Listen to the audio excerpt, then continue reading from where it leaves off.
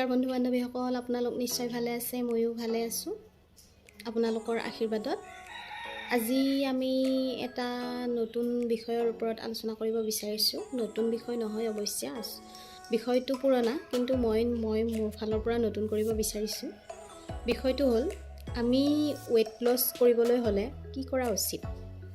Weight loss কৰিবলৈ আমি কি ব্যৱস্থা মানি চলিব লাগে, ব্যায়াম নকৰাকৈ আমি কেনেকৈ ৱেইট লছ কৰিব পাৰোঁ, বা শাৰীৰিক চৰ্চা নকৰাকৈ আমি কেনেকৈ ৱেইট লছ কৰিব পাৰোঁ নোখোৱাকৈ, মানে গোটেই নোখোৱাকৈ নহয়, একেবাৰে নোখোৱাকৈ নহয়, তাৰ ওপৰত আমি অলপ আলোচনা কৰিম।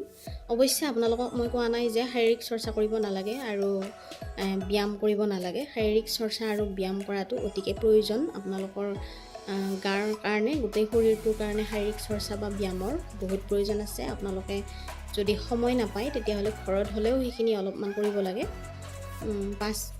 আধা ঘণ্টা বা 1 ঘণ্টা শাৰীৰিক চৰ্চা বা ব্যায়াম কৰাটো আপোনালোকৰ শৰীৰৰ কাৰণে বহুত উপযোগী কৰিব লাগে। কিন্তু মই আজি এইটো আলোচনা কৰিব বিচাৰিছোঁ যে ব্যায়াম নকৰাকৈ বা শৰীৰ চৰ্চা নকৰাকৈ কেনেকৈ ৱেইট লছ কৰিব পাৰি, সেইটোৰ ওপৰত আজি আলোচনা কৰিব বিচাৰিছোঁ, যিটো মই নিজে কৰিছোঁ। মোৰ যেতিয়া প্ৰেগনেঞ্চিৰ পৰা ৱেইট 10 কেজি বাঢ়িছিল। মোৰ আগতে আছিল 55 কেজি, আৰু যেতিয়া মোৰ প্ৰেগনেঞ্চি হ'ল, মাইনা হৈ গ'ল, তাৰ পিছতো মোৰ 10 কেজি বাঢ়ি 65 কেজি হৈছিলগৈ। এতিয়া মই 65 কেজিৰ পৰা অলপকৈ ৱেইট লছ কৰি মোৰ 59 কেজি হৈছেগৈ। মানে মই বহুত ফ'ল' নকৰোঁ, অলপ ফ'ল' কৰি থাকোঁ, সেইকাৰণে মোৰ 5-6 কেজি কমি থাকে। কেতিয়াবা অলপ বাঢ়িও যায়, যেতিয়া মই ফ'ল' নকৰোঁ তেতিয়া মোৰ অলপ বাঢ়িও যায়। আৰু তাতকৈ যদি মই কমাব বিচাৰোঁ, মই সেই বস্তুটো ফ'ল' কৰি থাকিলে মোৰ আৰু নিশ্চয় কমিব, 55 কেজি হ'বগৈ, সেইটো মোৰ বিশ্বাস আছে। কিন্তু মোৰ মানে সেনেকুৱাকৈ থাকিব মন নাযায়। সেইটো হ'ল ইণ্টাৰমিটেণ্ট ফাষ্টিং। ইণ্টাৰমিটেণ্ট ফাষ্টিংটো এনেকুৱা ধৰণৰ ফাষ্টিং, আমি যে ৰমজান মাহৰ ৰোজা ৰাখোঁ, সেইটো হ'ল গোটেই 12 ঘণ্টা আমি ফাষ্টিঙত থাকোঁ। আৰু ইণ্টাৰমিটেণ্ট ফাষ্টিংটো হ'ল 24 ঘণ্টাৰ ভিতৰত 8 ঘণ্টা আপুনি যি ইচ্ছা তাকে খাব পাৰে, আৰু বাকী 16 ঘণ্টা আপুনি নোখোৱাকৈ থাকিব লাগে। এতিয়া কথাটো হ'ল ইণ্টাৰমিটেণ্ট ফাষ্টিং আমি কেনেকৈ কৰিম। ইণ্টাৰমিটেণ্ট ফাষ্টিঙে আমাৰ দেহত কেনেকৈ ৱেইট লছ কৰায়। মই যদি আৰম্ভণিৰ পৰা ক'ব যাওঁ, তেতিয়াহ'লে আমি যদি ৰাতিপুৱা আমি ফাইবাৰযুক্ত বস্তু খাব লাগে। ফাইবাৰযুক্ত বস্তু হ'ল বুট, কল, এইবিলাক বস্তু খালে আমাৰ শৰীৰত কাৰ্বহাইড্ৰেট নাপায়। আৰু দুপৰীয়া টাইমত আমি ভাত আপুনি যিমান ইচ্ছা সিমান খাব পাৰে, মাছ, মাংস, কণী যিমান ইচ্ছা সিমান খাব পাৰে। আৰু গধূলি 6টা বজাত যদি আপুনি ৰুটি হওক, ভাত হওক, যিয়ে নহওক আপুনি যদি খাই লয়, মাছ, মাংস, কণী যিয়ে নহওক আপুনি যদি খাই লয়, তেতিয়াহ'লে আপুনি সেই 6টাৰ পৰা ৰাতিপুৱা 6টালৈ 12 ঘণ্টা হ'ব। আৰু 12 ঘণ্টাৰ পিছত আপুনি 4 ঘণ্টা নোখোৱাকৈ থাকিব লাগিব। 6টাৰ পৰা 7, 8, 9, 10টালৈ আপোনাৰ 16 ঘণ্টা হৈ যাব। যদি আপুনি ৰাতি 6টা বজাত খায়, তেতিয়াহ'লে ৰাতিপুৱা আপুনি 10টাত খাব পাৰিব। যদি আপুনি 7টাত খায়, ৰাতিপুৱা 11টাত খাব লাগিব। যদি আপুনি 8টাত খায়, ৰাতিপুৱা 12টাত খাব লাগিব। তেনেকুৱাকৈ আপুনি 16 ঘণ্টা ফাষ্টিঙত থাকিব লাগিব। কাৰণ আমাৰ শৰীৰটোৱে যেতিয়া মানে গধূলি হ'বলৈ ধৰে, শৰীৰটোৱে তেতিয়া মানে আমাৰ দিনটো যিবিলাক আমি খাইছোঁ সেইবিলাক পাচন কৰিবলৈ লয়, আৰু ৰাতি সেই পাচন ক্ৰিয়াটো চলি থাকে। সেইকাৰণে আমি মানে পাচন ক্ৰিয়াটো আকৌ আমি খাই মেলি ডিষ্টাৰ্ব দিব নালাগে, যাতে দিনৰ যিখিনি খাইছোঁ সেইখিনি পাচন হৈ ধুনীয়াকৈ চাফ চিকুণ হোৱাৰ পিছত আমি আকৌ ৰাতিপুৱা খাওঁ। সেইটো কৰিলে মানে আমাৰ পাচন প্ৰক্ৰিয়াটো ভালে চলি থাকে, আমাৰ শৰীৰটো ভালে চলি থাকে। আৰু সেনেকৈ যদি আপুনি ইণ্টাৰমিটেণ্ট ফাষ্টিঙত চলি থাকে, তেতিয়াহ'লে আপোনাৰ শৰীৰত কোনো বেমাৰ আজাৰো নহয়, আৰু আপুনি চলা ফুৰা কৰিবলৈও অসুবিধা নাপায়। আপুনি যেতিয়া এসপ্তাহমান ডেইলি কৰি চাব, তেতিয়া আপুনি গম পাব নিজেই। আমাৰ নবী হজৰত মুহাম্মদ সাল্লাল্লাহু আলাইহি ৱাছাল্লামেও ইণ্টাৰমিটেণ্ট ফাষ্টিং কৰিছিল। এনেকৈ দিনটোত তেওঁ এবাৰেই খাইছিল, আৰু বাকীখিনি সময় তেওঁ নোখোৱাকৈ আছিল বুলি আমি কিতাপত পাওঁ। আৰু তেওঁৰ কথাটো প্ৰসংগত আহি গ'ল, কিন্তু আমিও দেহটোক ভালে ৰাখিবলৈ ইণ্টাৰমিটেণ্ট ফাষ্টিং কৰাটো প্ৰয়োজন। আৰু যদি আপুনি ৱেইট লছ কৰিব বিচাৰিছে, তেতিয়াহ'লেতো আপুনি ইণ্টাৰমিটেণ্ট ফাষ্টিং একদম মানি চলাটো বহুত প্ৰয়োজন। এতিয়া মই মোৰ জাৰ্ণিটোৰ কথা কওঁ। মোৰ যেতিয়া মানে ভৰিৰ বিষ হ'বলৈ ধৰিলে, গেৰুৱাৰ বিষ, ভৰিৰ বিষ, এনেকৈ বিষ খাব ধৰিলে, তেতিয়া মই গুগলত চাৰ্চ কৰিলোঁ, পালোঁ ইণ্টাৰমিটেণ্ট ফাষ্টিঙৰ কথা। তেতিয়া মই হেল্ডিফাইমিও ডাউনলোড কৰি লৈছিলোঁ।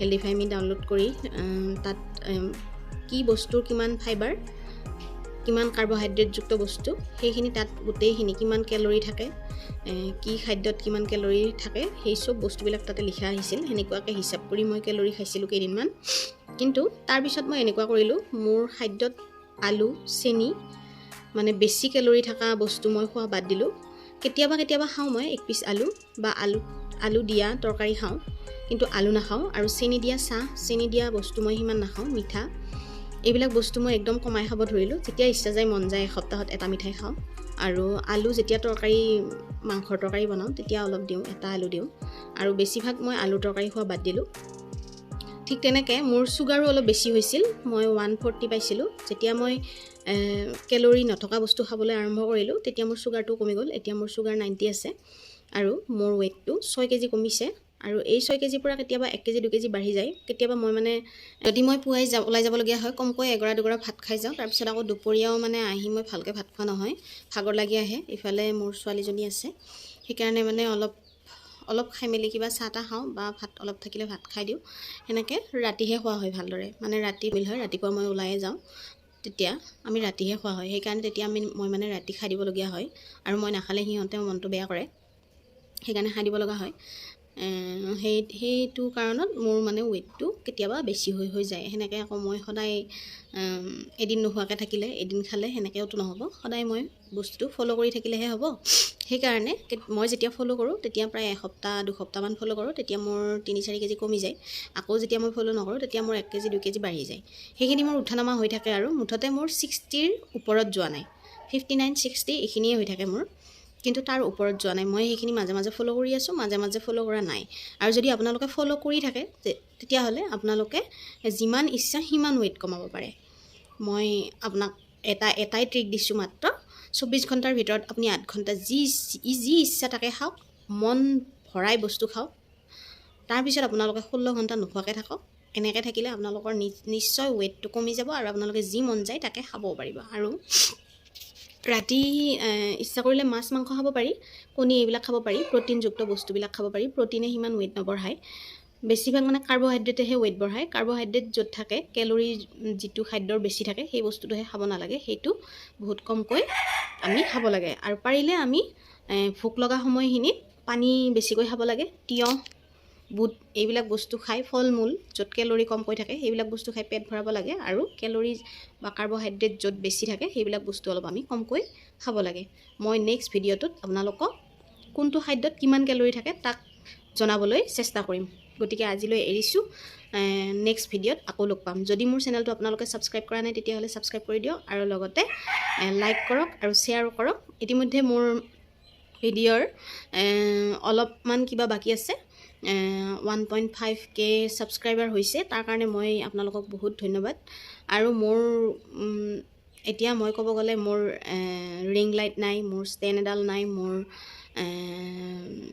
স্পিকাৰ মানে মাইক্ৰফোন নাই তেনেকৈয়ে মই 1.5K ছাবস্ক্ৰাইবাৰ ভগৱানে দিছে আল্লাহে মোক দিছে আৰু ছাবস্ক্ৰাইব আপোনালোকে কৰিছে তাৰ কাৰণে আপোনালোকক অশেষ ধন্যবাদ এতিয়া মই ৰিং লাইট এডাল অৰ্ডাৰ দিছোঁ আহিব দোকানত বিচাৰি গৈছিলোঁ পোৱা নাই আৰু স্পিকাৰ এটাও আনিম বুলি ভাবিছোঁ যিহেতু মোৰ মানে অলপ উন্নতি দেখিছোঁ সেইকাৰণে মই মানে স্পিকাৰটো আৰু ৰিং লাইটখিনি আনিম বুলি মই এতিয়া ভাবি লৈছোঁ আৰু মই সদায় আপোনালোকক মানে ইনফৰ্মেটিভ ভিডিঅ'বিলাক দি যাম বুলি মনতে ভাবি লৈছোঁ আপোনালোকেও নিশ্চয় জনাব আপোনালোকে কি বিচাৰে মোৰ পৰা কমেণ্টত আপোনালোকে নিশ্চয় জনাব আৰু মই যি মানে ভিডিঅ' বনাই ভাল পাওঁ সেইখিনিতো মই কৰিয়ে যাম কিন্তু আপোনালোকৰ কোঅপাৰেশ্যন মোৰ প্ৰয়োজন আছে কোঅপাৰেশ্যন কৰিব বুলি মই আশা কৰিলোঁ আজিলৈ এৰিলোঁ বাই বাই